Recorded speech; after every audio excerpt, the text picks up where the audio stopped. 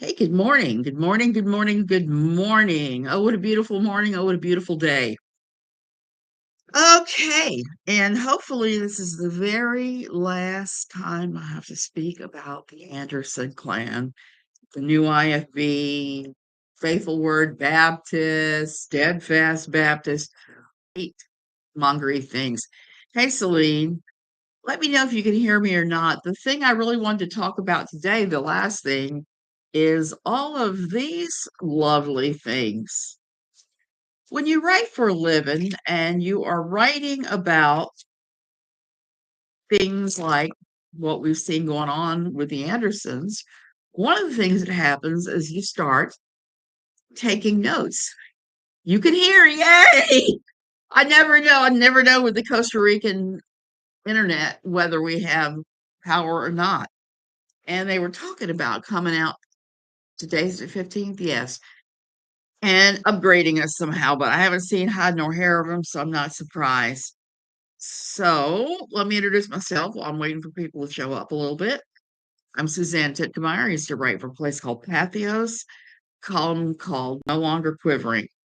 A day was a daily thing for a long, long time, for over 10 years. I'm now writing for Substack. I'm doing pretty much the same thing, but I'm doing it for myself. I'm not doing it for a media company, but I'm going back to it because it's my jam. It's the thing I do. Okay, along with this. Hey, hey, Autistic Sheila, how are you doing? Haven't seen you in a while. There's been a lot of drama in the Katie Joy community. Dumb drama, but it's drama. Okay, so I want to talk a little bit today about Stephen Anderson of the New Independent Fundamentalist Baptist. He is he is a kind of a hate monger. You're good. I'm okay. I've been better, I've been worse. I can't complain. My knee is finally healing after 6 months, and my asthma has been held in check. So I'm not too terribly bad, believe it or not. I even have a few brain cells this morning. So I'm doing well. It's just been one of those weeks. I was fighting with some people yesterday on Twitter, and I've just laughed at that. And I laugh at it greater. Jill, one of the things I wanted to say to all the anti-KJ people, when you drop the anti-KJ stuff and you're not talking about it much, and you're ignoring almost everybody who's making drama, except when they start acting really stupid, life is so much more pleasant. I don't know how I didn't discover that, but life is so much more pleasant. It's like when I stopped writing for Pathos, and these idiots stopped sending me death threats and threats that I was going to get my head shaved. Interestingly enough, Steven Anderson's buddies haven't been saying that during this much of scandal. Got a new tattoo, and I took a couple of pics of me when I was little. Consider everyone says I look indigenous. You'll post them on Twitter. Good. I'll be looking for them. I will.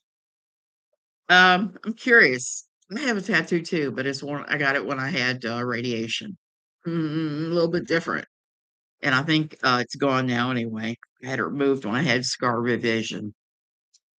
Okay, so Anderson, when all this went down with his kids, all four of his kids talking about how they were beating the biscuits out of the kids, I went back and started going through my notebooks.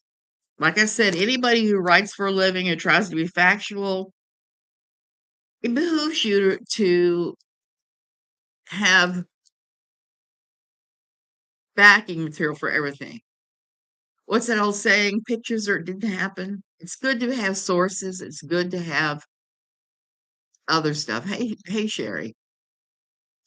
So I went through my notebooks and I'm pulling up the weird stuff, and it's all having to do with Anderson. I did a video back in when was this? Probably 2019, where I talked about there was a certain creator that was lumping all of these people together and trying to say that Aaron Thompson, Thompson was a member of the IBLP. No, he's a member of the new IFB. Okay. And not a Calvinist, not independent, the independent fundamentalist Baptist. I have three now, and I said it was the last that I saw a beautiful tattoo they drew of a Mexican woman. Can you believe? Oh wow! I've been tempted to get one on my wrist right here for me personally. Of vines with three little red hearts and nine little pink ones for my three children and the babies I lost.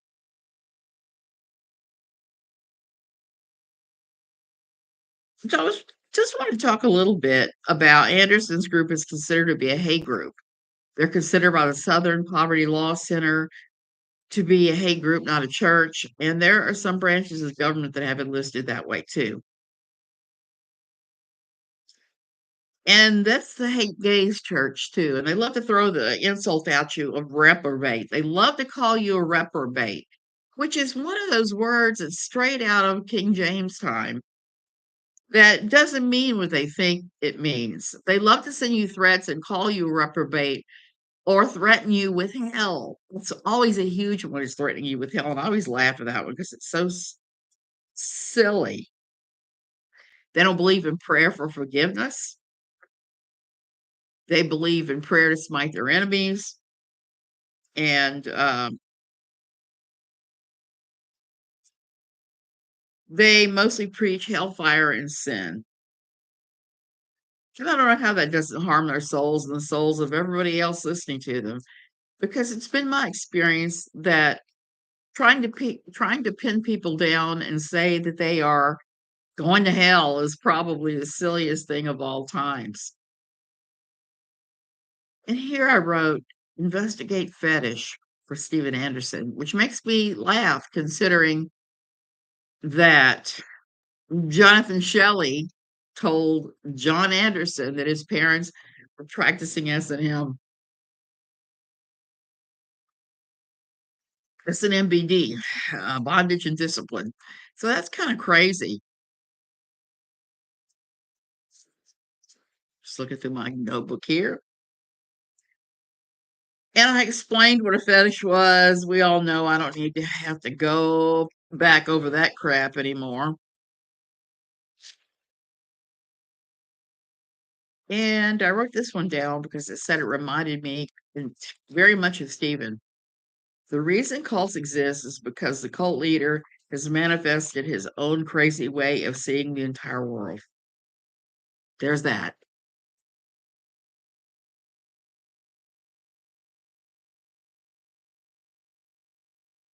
I took a ton of notes when Todd Ferguson died. If you're unfamiliar with who Ferguson is he was somebody who ran a YouTube channel called the Reason Files. He was incredibly critical of Anderson, and he just disappeared. 3 days, 2 or 3 days before his body was found, Anderson supporters were rejoicing over his death. And initially, there was some talk that he'd hacked Todd's channel, but they placed a copycat channel sometime before with shoe videos.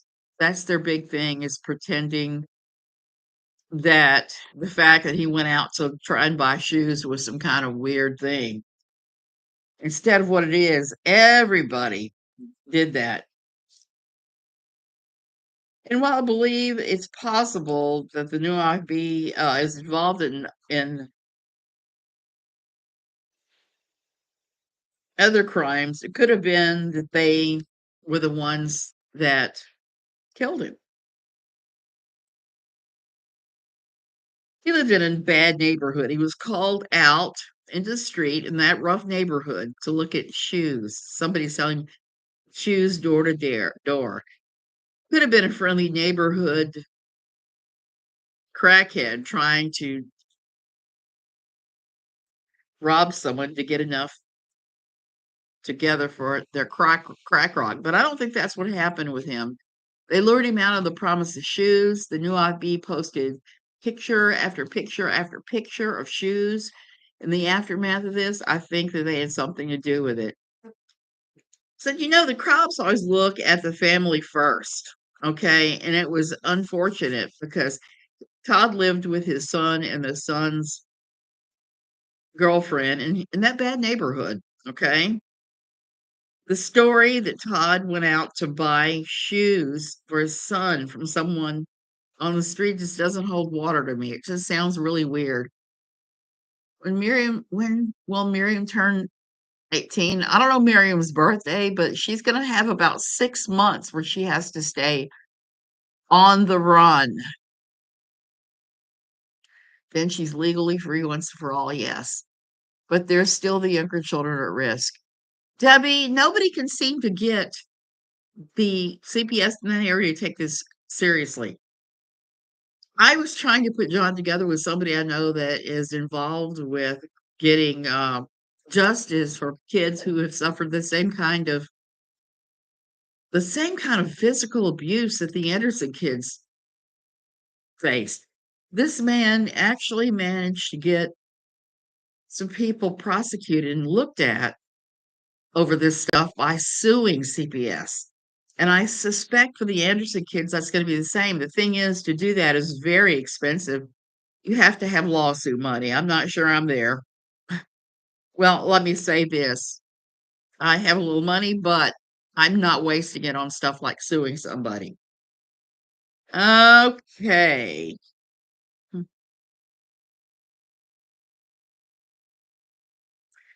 was going to say, usually when someone reaches Todd's age, they're established with some sort of home, career, that sort of thing, not living with family. So there's just so much it's unknown about what happened to Todd. How did he get so powerful? I think the reason that he got so powerful goes back to the quote I read earlier that I'd written down. The reason cults exist is because a cult leader has manifested his own crazy way of seeing the world. I'm sure that that's what happened with him. He also has a certain level of charisma. I watched his sermons and sat there and thought, this guy's likable and how he approaches his sermons and the things and the way he says the things he's saying. The danger with him is he says some really hateful things in relatable, nice ways. He didn't say things nicely, but his body language, the whole bunch of him, the whole is focused on being charming. And I can see how people who are maybe not the most sophisticated, but they're already fundamentalist Christians might fall for that nonsense. I would have never stepped foot in this church, even when I was at my most fundamentalist, because I would have been horrified the first time I saw he called for people to kill the homosexual population, or watching the video of him getting tased by Border Patrol because he would not cooperate. I'm a big believer of cooperating with law enforcement, unless you're here in Costa Rica, because a lot of times they will pull you over to try to shake you down. I'm pretty shakedownable proof now. I recently just learned about this guy and really disturbing stuff. He does extreme damage to the body of Christ. It's a shame that many will think all Christians are like this dude.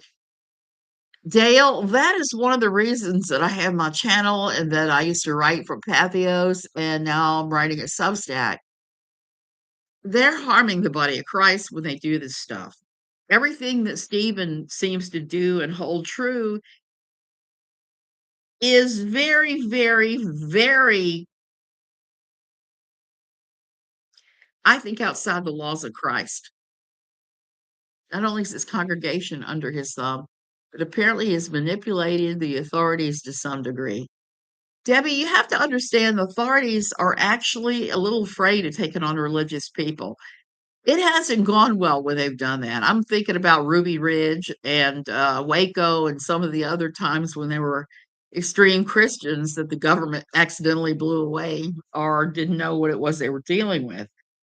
That's one of the things that just blows my mind about him is that he can run this like a mob boss. I'm still not sure how he didn't get prosecuted for stealing all that money at Steadfast Baptist Jacksonville. I don't know how he managed Jonathan Shelley managed to steal all that money from Pure Words Baptist and how they get away with it and why no one will file. Somebody needs to file a police report on that stuff. It just is it's just nuts. Oh, Autistic Shield and Sherry, both from Canada. I hope you had a good Canadian Thanksgiving. This is one of the few years I didn't go and participate in the one. That's yeah. So I'm looking through all this about Ferguson. Not going to rehash all of that, but I had the phone numbers. There were various detectives that were investigating this. They all dropped the ball. The coroner dropped the ball in ruling this a natural death, and it was definitely not a natural death. So shortly after this happened, I called the sheriff's department and talked to somebody there. And I expressed some dislike of their decisions not to investigate the murder further.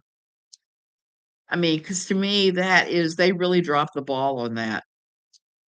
The Andersons were followers, were all involved in that. A lot of them were. And I attacked Isaac one day on here because I had gotten a what do you call it? Comment from him where he was saying that Ferguson should have kept his mouth shut. But the reason I mention this at all is because I want you to be aware that this is a dangerous thing. I'm actually kind of scared for Dead Domain, who commented recently on my stuff. He is somebody that, excuse me, I keep forgetting they have their pronouns or they and their. And I want to call them by their preferred pronouns because that's a sign of respect. I don't know why others can't see that, even if you don't agree with what they're doing. So I think these people are extremely dangerous. So for Dead Domain to have interviewed three of the four Anderson children who have come out and talked about the abuse, it kind of scares me because look at what they did to Todd Ferguson. I just hope that Dead Domain has enough protection and all of that so that if they do start threatening him, that he's covered. Here, I'm not worried about it. I've got a concrete wall with glass and various things, all kinds of burglar alarms, motion detectors, cameras. So for me, it's not even a concern, but I know for others, I'm concerned because of what happened with Ferguson. Oh, Steadfast, aren't they the ones that burned barrels of an IV and ESV? Yeah, yeah, they are. Dale, they are actually part of the entire presbytery of NIFB churches. When I was working at Patheos, I had to explain the difference between the regular independent fundamentalist Baptists, the new independent fundamentalist Baptists, and the Institute for IBLP. I've drawn a blank as to what that says. Institute for Bible something. Anyway, which was Bill Gothard, which was totally different because people would get these things all mixed up. All the Steadfast Baptists are part of the presbytery. Stephen Anderson is like the Pope. He's the one that's over all of them, just the way that the Pope is over all of the Catholic churches.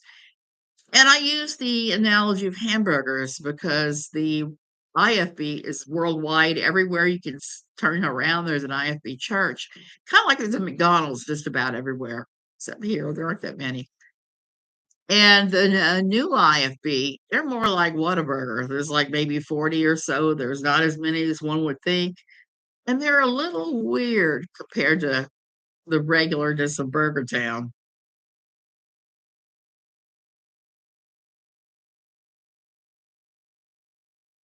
Okay, I have some more notes here I took where I said 9/14/2014.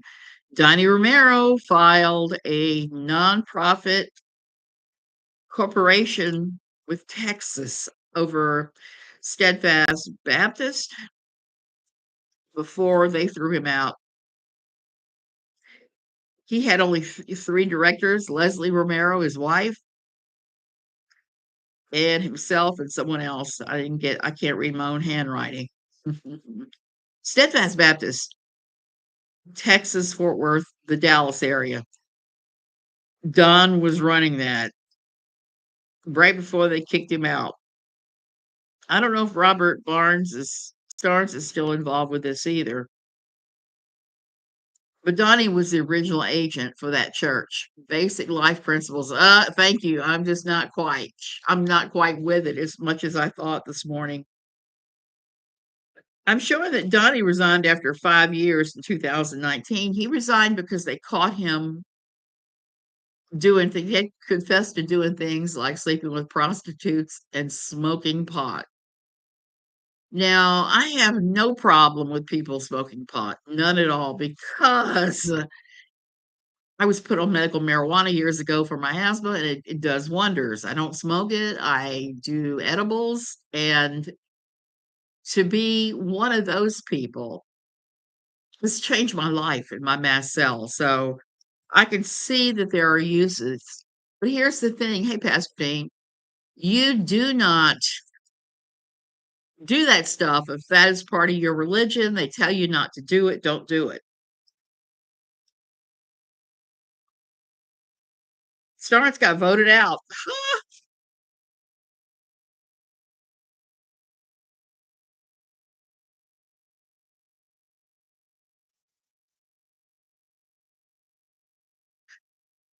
Jonathan Shelley in those days was an employee only.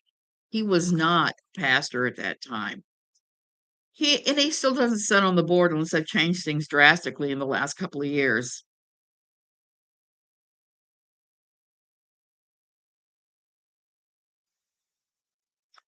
And I see that Kevin Edelman and Jonathan Shelley were linked. I don't know why they were linked. I can't read my own writing on this. Anderson picked Shelley to run not Faithful Word, I'm sorry, Steadfast Church in Dallas, Fort Worth. There was no vote taken among the members to decide who to be in power, none of that. It was strictly whatever Stephen decides as the Pope of the new IFB is how they put people in.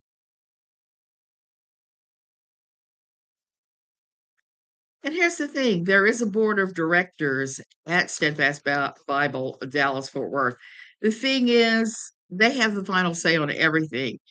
Even though they were all illegally installed, nobody bothered to vote them in or anything like that. It was just Anderson doinking various guys on the head saying, okay, you're a director now.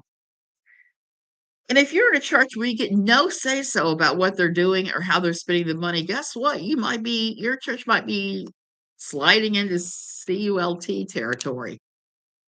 Also agree with some medicinal, but needs to be treated with respect. Prairie, that's exactly how I look at it. I did get your email and I answered it, but I don't know what's going on with my email box. I'll have to go in and look later.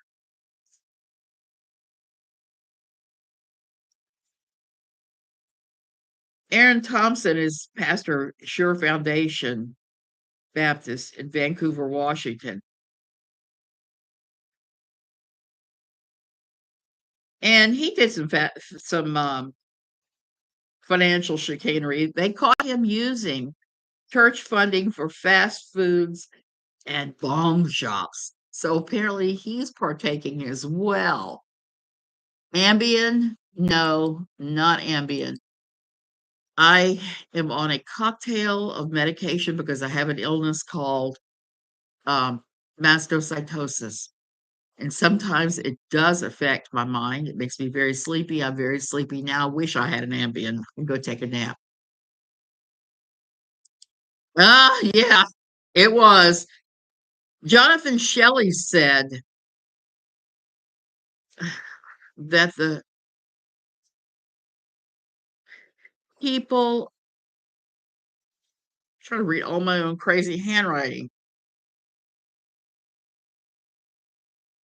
He said the people that get angry with how he was installed need to go unalive themselves. So imagine that. Imagine that.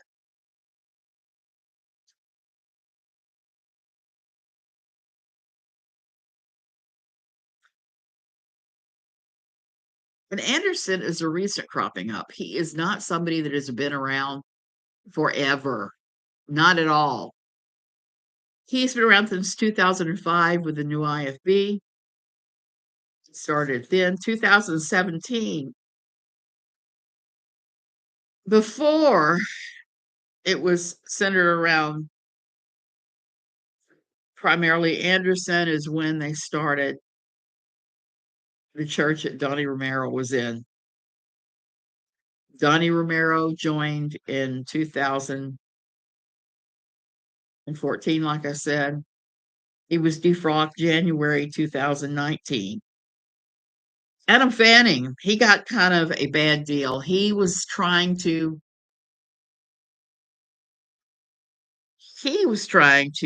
become the pastor of faith of Steadfast Church, Bible Church in Jacksonville. And there was a fight between him and Jonathan Shelley over the money and the money missing, which is exactly what's going on now because he took all of the money from Pure Words Baptist, and God knows where that's gone now. He says it's not. Are y'all mad at Steve? I'm not mad at Steve, Pastor Dan. The reason I like Steve,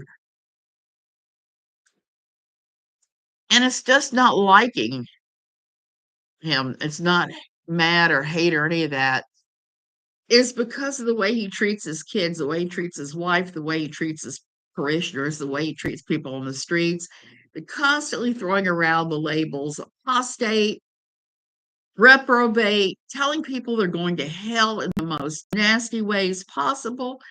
He doesn't even make any attempt to be halfway genuine. If he does his soul winning, he has to have so many every week, every month, every year. All I can say is I don't think that many people are coming to Christ. I do see a lot of people saying, yeah, yeah, if I say this, I'll get away from them. I had an experience like that one time at Brownsville Assembly of God in Pensacola, where I went in for a workshop on speaking in tongues of all dumb things. And I couldn't do it, couldn't do it, couldn't do it. Finally, they told me to sing to do it, and I let out a string of pallid vowels. They said, "Oh, you've got it." And I started thinking, I did that to get the heck away from them, to get them to leave me alone because they had surrounded me and were yelling at me.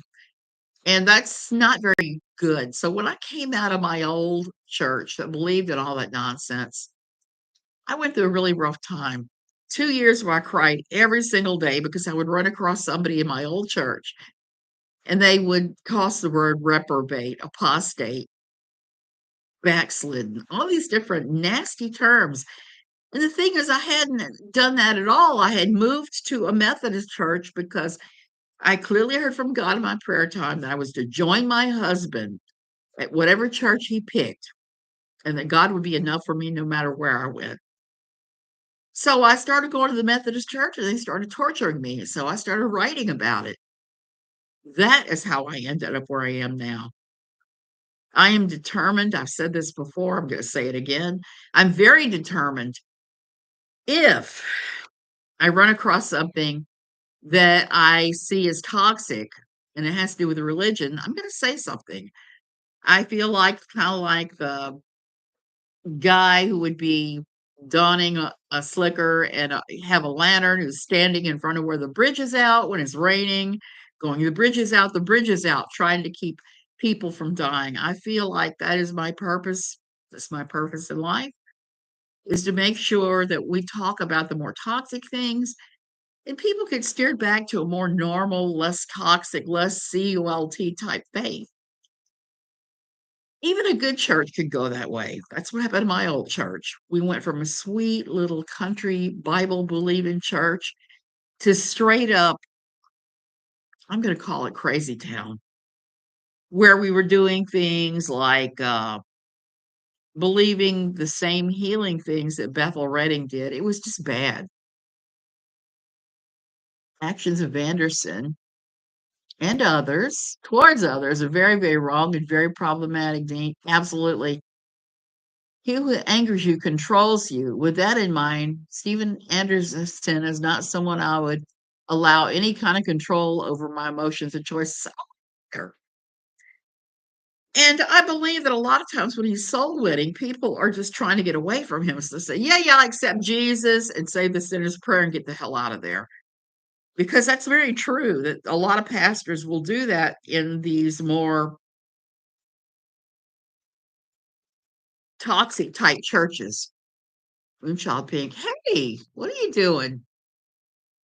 Not everything about Anderson's wrong. Prairie, he made me laugh one day when he did a sermon about the Catholics. He came out and did the whole Catholicism thing where he had the little thing where he was blessing people. He was using a toilet brush. You should have seen the craziness. It was actually pretty funny. He missed his calling as a comedian. I really believe that. It's the truth.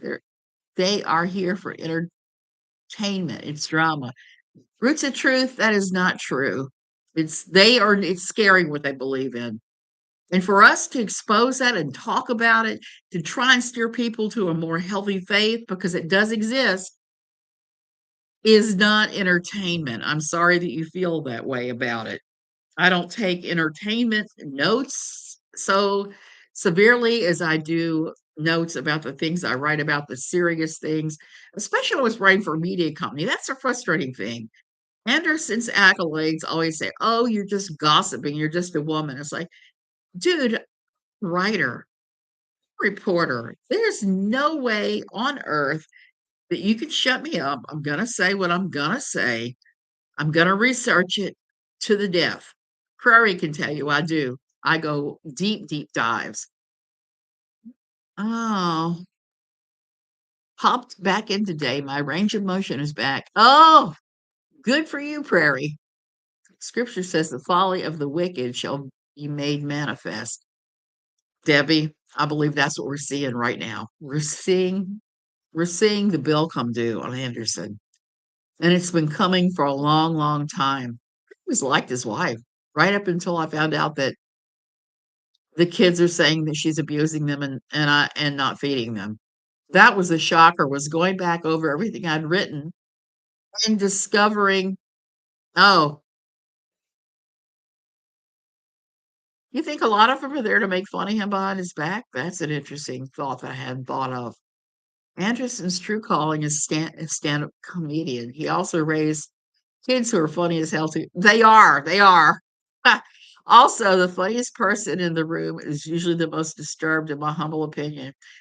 Prairie, the comedian Richard Belzer wrote a book one time about how to be a stand-up comedian, and he pretty much said that same thing. He said that comedians are deeply disturbed people, and I kind of believe it. I kind of believe it. Just things I've observed. One time I did a website for, well, I'm not going to say who, but he's now a famous comedian. At the time, he was trying to get started, and I was doing websites for a living. And there was a lot of crazy stuff that went down. He tried to hit on me. This was long ago. And it was like, no. Later, I heard that that was just how he was. He was just really gross behind the scenes. Yazoo was likable until I heard what the kids went through. Same, Prairie. That's why I never criticized her much, because she was standing by her man, which, if you look at your scriptures and it says, submit one to another, she was doing that. And I don't have a problem with somebody doing that as long as they're not using it to hurt others. or they're not being hurt. Background and credentials of social work fund. The kid's statements credible? Yes, I did. I found this kid's statements very credible. And that was the point where I went over all these notebooks again. I pulled up every article I could find that was still up at Pathos that I'd written about him. And it started to fit together like puzzle pieces. I had written 2 pieces about Susanna Anderson talking about having to put locks on her fridge and her pantry because her teenagers were eating around a house at home. Well, I understand that. I raised teenagers. And there were plenty of times when one time I remember in particular, I cooked 12 large sausages. We ate 6. I put the other 6 in the fridge. I came back the next day to pull those 6 out to heat them up for dinner. And there was just 1 left. And I was like, who ate the sausages? But my it wasn't my choice to padlock the fridge or anything. I just provided still and grumbled because it was quite costly. The blog posts and blogs demonstrate the validity of what the kids have said. Exactly. They back it up. They back it up. And at the time, I didn't see it. I didn't see at the time what was going on in that household. Hey, Grace. And now hearing she was withholding food for days on end. Is that why the cabinets and fridge were locked up? I was really afraid when hearing about all this because she said that there were food wrappers behind the dryer that she found. And what I can tell you is if a child is comes out of or is in food insecurity and they rip off something to eat, they know they're going to get in trouble for it. They will consume the whole thing and put the wrapper in some weird way, or they'll hoard food. I mean, she had a situation there where she was creating eating disorders by how she was starving them. Book of Faces. There's a pastor who gave a sermon recently and said that he witnessed some red flags with the family and thinks the kid's testimony is credible. There are a couple of pastors that have come out and said that. One of them is Pastor Alvarez of Pure Words Baptist. He actually left the new IFB because of that, because of what was said. Anderson's, yeah. Flushing wrappers and whatnot. Yes, hiding them behind furniture.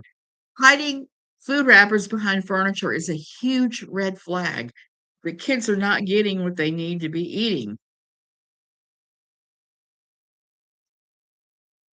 Oh, so they aren't getting what they need to grow because teenage boys can need as much as 3,000 calories a day. So, Stephen Anderson banned by multiple countries. Hate towards the gay community. One of his followers showed up with an AK-47, an assault rifle, and a handgun to an Obama rally to kill Obama.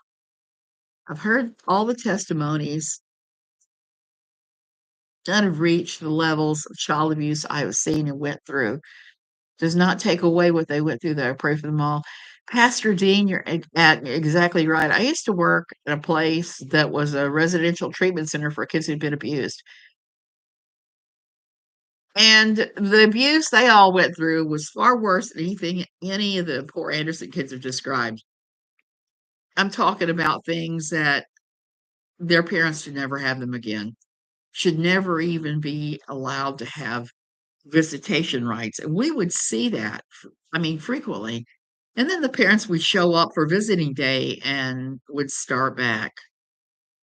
More than once, I had to call the administrator on duty to remove a parent. There are some sick individuals out there that drop the anti-gay stuff and crazy stage. He would fade away to nothing. Roots of Truth, that's exactly right. He would fade away to nothing. And I have a theory about why he started the new IFB. And I think that he's the kind of guy that is so little inside, who feels inferior, so that he can't handle any authority over him. He can't handle any pushback. That's actually a huge red flag for a narcissist. So instead of actually applying himself to an established religion, or whatever he decides on, where he's on the top of the pyramid, it's kind of like a pyramid scheme. Actually, I would refer to the statute in the state of Arizona that defines the conduct is and is not child abuse. The actions described in the supporting photos of the serious injuries, exactly. They do. The problem is I believe that the Arizona office must be overwhelmed with lots of really sick, twisted cases. And what's going on with the Andersons and Stephen's ability to manipulate puts them on the back burner. None of us get to decide what is and isn't child abuse. Statute defines it. And so it isn't based on my opinion of us as individuals. Exactly. Stephen Anderson has blood on his hands, as far as I'm concerned, for the way he raised his children. And I think it's interesting. YouTube still has them heavily banned. You're not able to see his sermons very long before they get nuked. He's had to go off to other platforms like Rumble, and he's gotten booted from some of those as well. He's a Holocaust denier. He did a Holocaust denial documentary, tricking some Jewish survivors of the Holocaust into participating. It's pretty vile. And he says only Christians are God's chosen folks, not even Jesus. He did say that. I remember hearing that in a sermon and just going, huh? Because that was just all sorts of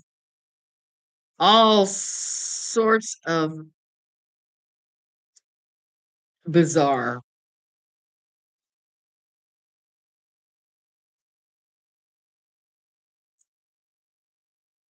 I'm looking to see.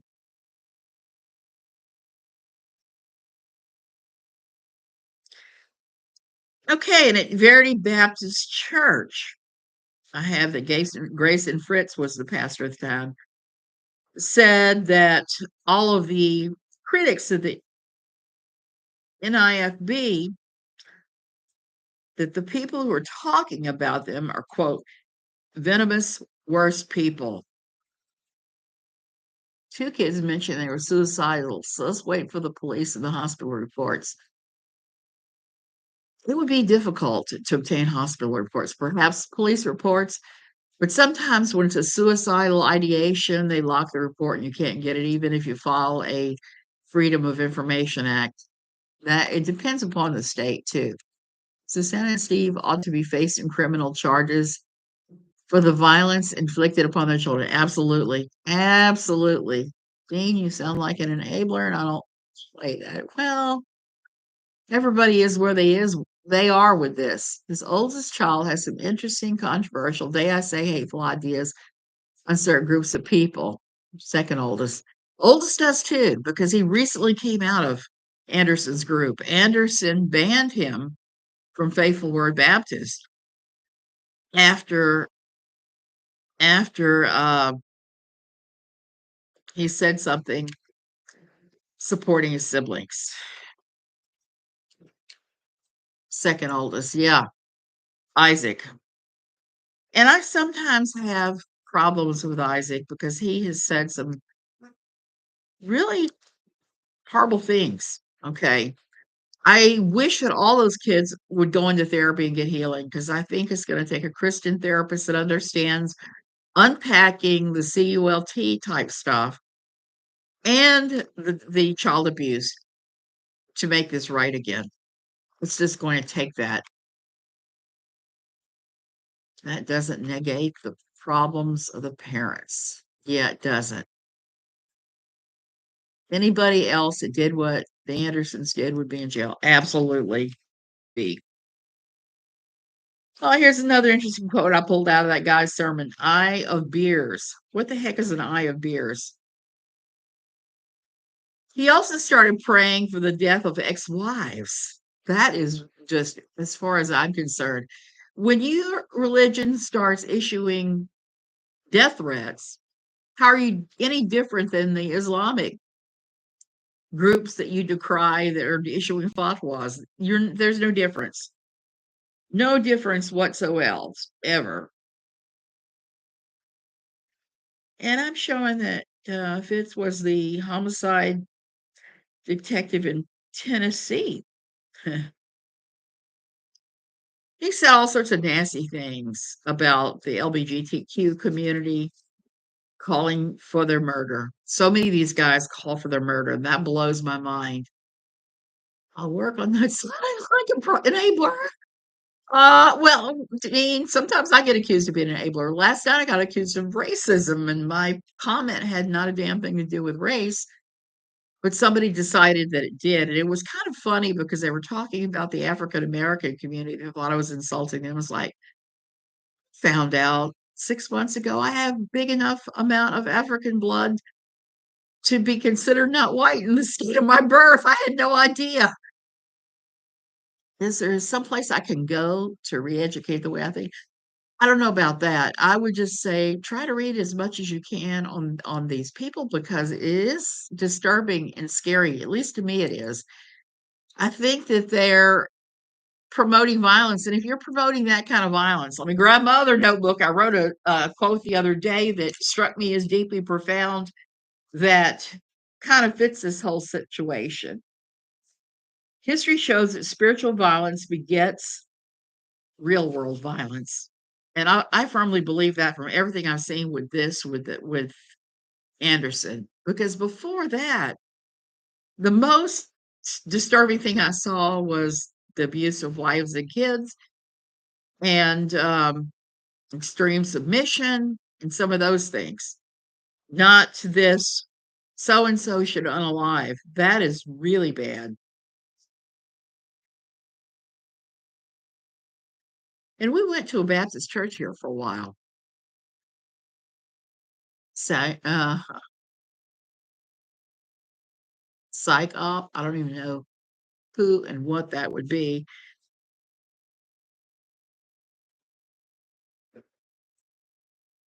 So Fritz was the pastor that Cracker Barrel turned away in Cleveland, Tennessee for being hateful. He is. He is. Anderson is controlled opposition. I agree with that. He definitely is. Cracker Barrel banned them. The one in Cleveland, Tennessee, they cited zero tolerance policy for discriminatory treatment or harassment of others. And that was shocking for Cracker Barrel.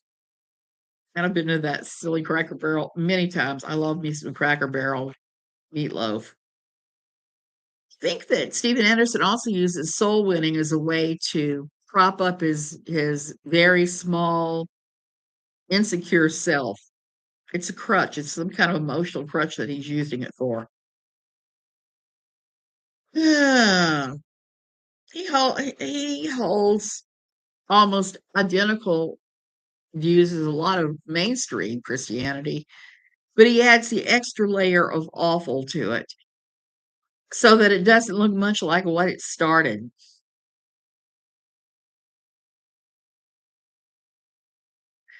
Jonathan Shelley threatened to cut off his wife's hands. I don't have any kind of reference on that. It was something that they came up with.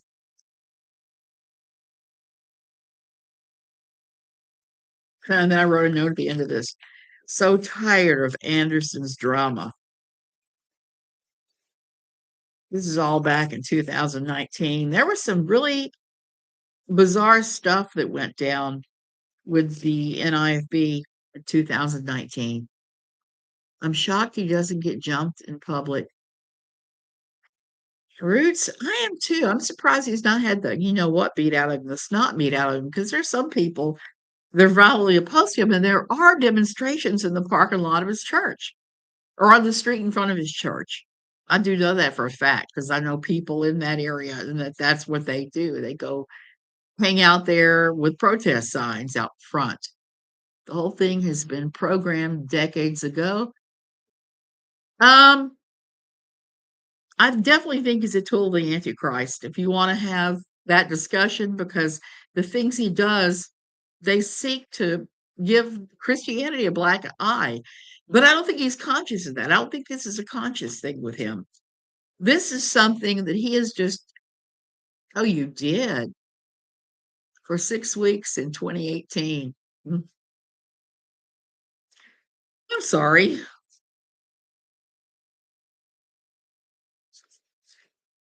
Okay, the time that the Anderson supporters tried to say they were going to meet a Costa Rican and shave my head.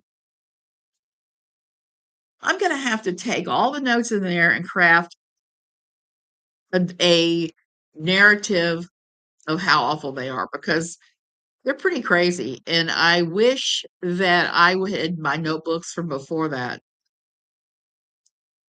One of the things that I started doing when I started writing for Pathos about all these people was I started keeping notes. Now, as you know, my notes are sometimes they're good, sometimes they're not. Sometimes I'm looking at them going, okay, what did I mean by that? Huh? I even started putting together a timeline of some of the craziest, greatest hits, which I may do that again.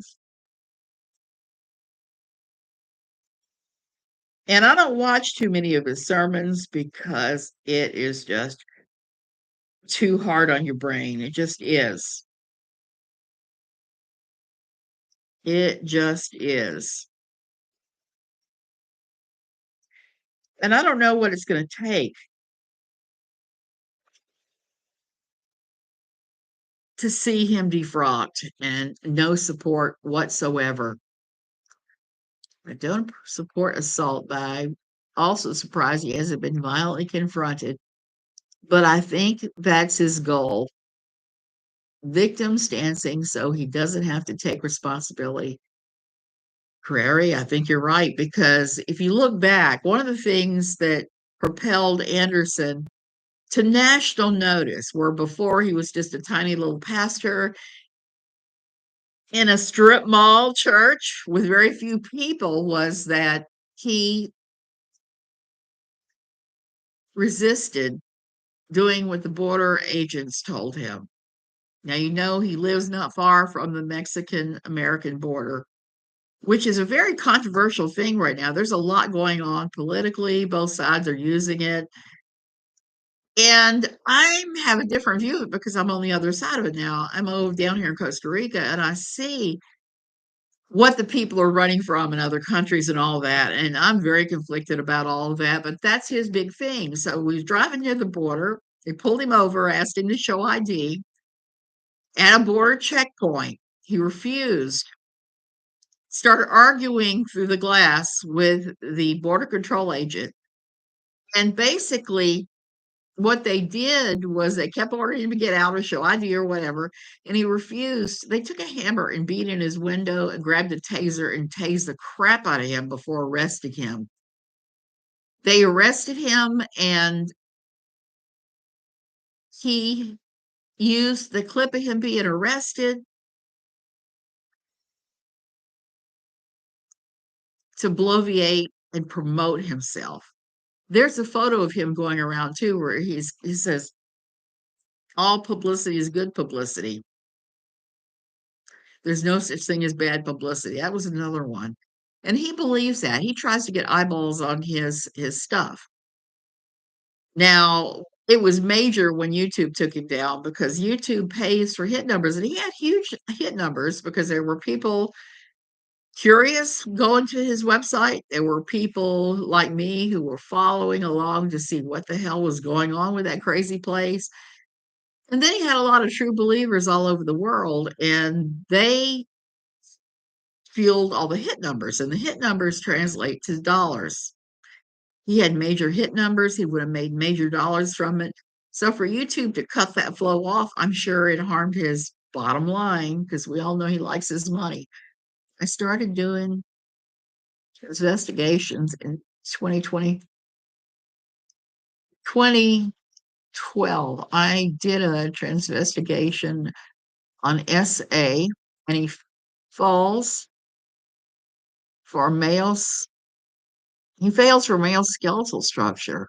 For feminine traits, the wife was rude and unwelcoming. She does not like women. I can see that. That too is a psyop, and that's where I put him on the map. No video of the actual breaking of the window. There was video of the breaking of the window. It's been removed. Bloody eyes with a hematoma on a preschooler. Jesus wept. You know, that is so wrong. When I think about that and I see stuff like that, I'm like, they claim they believe in the afterlife. They claim they believe in hell. They claim that they're going to stand spotless before Christ at the end. If you're getting a toddler a hematoma, I shudder to think what God would do with you because I don't think it's welcome you into heaven. I think there would be some baggage to pay there, some freight. Needle stabbed in the arm of a preschooler that was infected and had to be surgically removed. I remember that one. There was the sound of the breaking window, no visual. Maybe it's been a long time since I've seen that one. It's been removed. Go Peru, go unpack with a psychologist why you think it's not child abuse. Um, Pastor Dean, I know that you don't think it's the worst of abuse, and it's really not the worst of abuse. I've seen a lot worse, but it is abuse. It's clearly child abuse. I would recommend that you join the Facebook group. We stand with Miriam. They have all the photos of all the scars and bruises and bumps that have appeared on the kids, and they don't look like the kind of bruises, bumps that you get from normal childhood because we all get those. Our kids all get them. I remember my son when he was a toddler and learning how to walk was always sporting a giant bruise on his forehead because when he started walking, he didn't walk, he ran. He'd run head first into things all the time and bruise himself up. And those are just what the Andersons share publicly. Yeah, can you imagine the horrific injuries we don't see? And the gash on Solomon's head that went clear down to the skull. Steve did that because of Corbin Ressi. Mm. Don't forget there was the 500-page chat between the boys who were 18 to like the mid-20s and the girls of the church that were 13 to 14 years old. Anderson kicked all of those people out of his church, all the parents of the kids, the girls. He just excommunicated them, threw them out. I talked to a lot of them. Most of them didn't even realize that what had happened would be classified as a crime. Most of them had no idea. And I do know that those kids, the adult boys who were still living at home, got severe beatings from Stephen. He talked about it. And then they were shipped off to other states so they could not be prosecuted or found easily or give statements.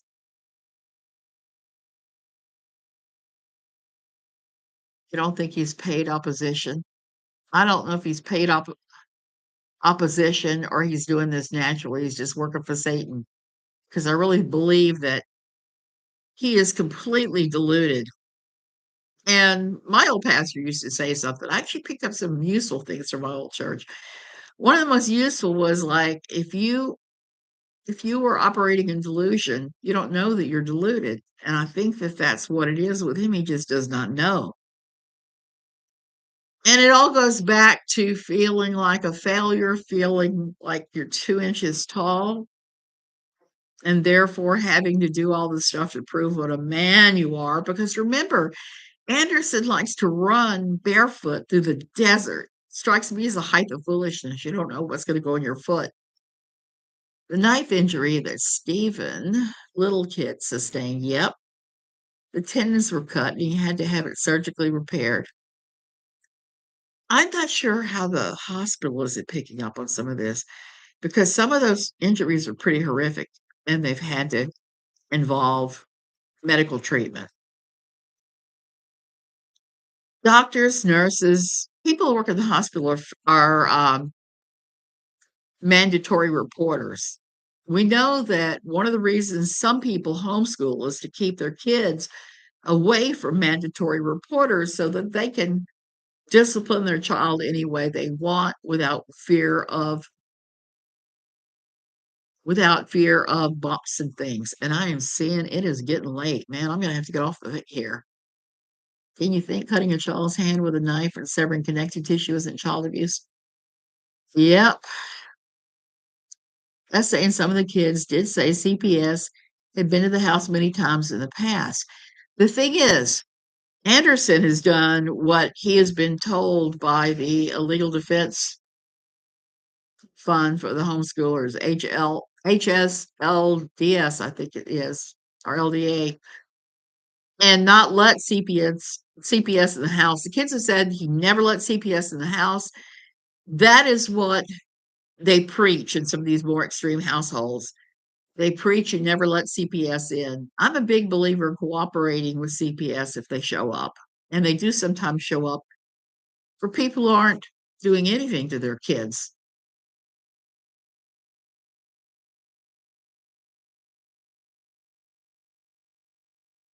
Yeah. The older ones asserted that CPS was not giving any access to interview the kids, even with the kids present.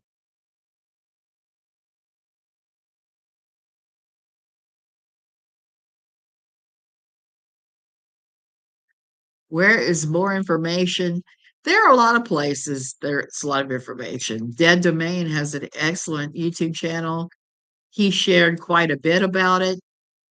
I've started trying to resurrect all my old writings about Anderson from 4 years ago, going back to 14 years ago.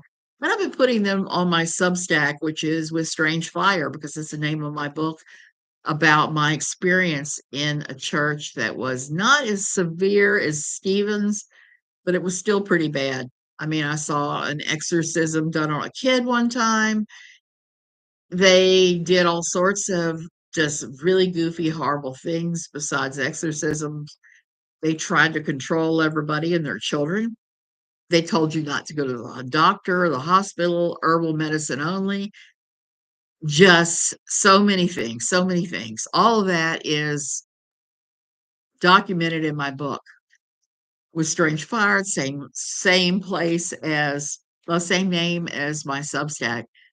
And a lot of that is going on there. And We Believe You, Miriam, on the Book of Faces, has collected, published information and pictures documenting the statements made by the kids. Exactly. So go there. If you really want to learn about it, they have it all there. They substantiate all of the claims. Yes, Prairie, they sure do. I have to go. My brain is starting to fry after an hour. And I have to go buy groceries. Ugh. I don't look forward to going in the Walmart subsidiary here. It is a cluster, you know what? It's a bad place. Add in Ringo Tourists, and it's a miracle I don't get all stabby. I'm not like that. Okay, you guys, I love you. I gotta go. I'm going to continue looking at this stuff with the Andersons. It is super heavy. Take care of yourselves. Do whatever self-care you need to do. I'm trying to think if I can twist the husband's arm to go on the beach. I need that. Oh, we got Walmart here.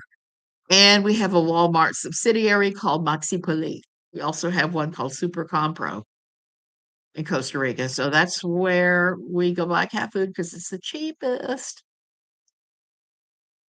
I try to stay out of there. You're right. I tried my damnedest to stay out of there, but it doesn't always work. For cat food, we end up going there. And everywhere else, we go to a lot of different places. So I'm not fond of the place, but it is the best prices. Yeah, I need to come up with a time. I'm not somebody that's very organized, as you can well tell, because I guess it's my artistic nature because I'm always writing, drawing, painting, doing different things. And time is kind of a weird thing. So when I come up with a time, then I always end up having to do a million things at that time and having to cancel and move it anyway. I'll have to think about it. Forget cheapest.